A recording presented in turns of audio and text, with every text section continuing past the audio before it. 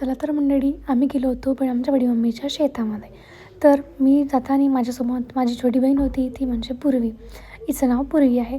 तर आम्ही गेल्यावर ह्या माझ्या काकू आहे, ही पूर्वी आणि ह्या माझ्या लहान काकू. ह्या गेल्याबरोबर त्यांचा रिंग लाईटसुद्धा बघत होता. हे आमचं सामान आहे. सामाननंतर ह्या सर्वजणं ह्या चटया वगैरे आणायला गेल्या होत्या.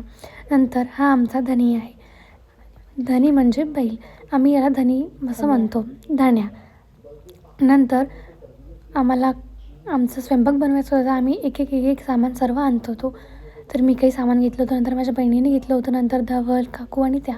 असं करता करता आमची खूप मजा केली आणि आम्हाला एवढी मजा आली की खूपच. आम्ही छान डान्स वगैरे करत होतो तिथे आणि काही रील्ससुद्धा केल्या होत्या.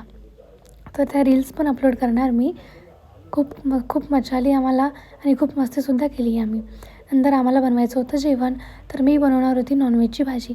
तर हे सर्व मी मसाले काढले होते, तिखट मीठ सर्वच काढलं होतं मी. नंतर मला सांबार कापायला खूप आवडते. मग मी सांबारसुद्धा कापला होता, चूलसुद्धा पेटवली होती. नंतर अशा पद्धतीने मी माझी भाजीसुद्धा केली होती.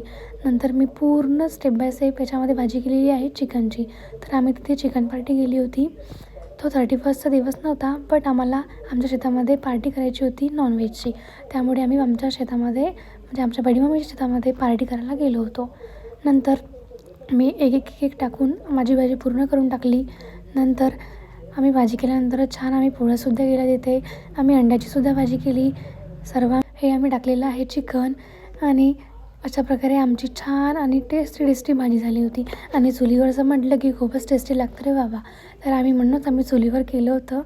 चुलीवरची भाजी खूप टेस्टी लागते आणि खायला स्वादिष्टसुद्धा भाजी रेडी झाल्यानंतर आम्हाला त्या शेतामध्ये काही फोटोज वगैरे काढायचे होते. तर आम्ही छान मस्त ग्रीनरीमध्ये गेलो होतो. ही माझी पूर्वी आहे, खूप भटकते ती.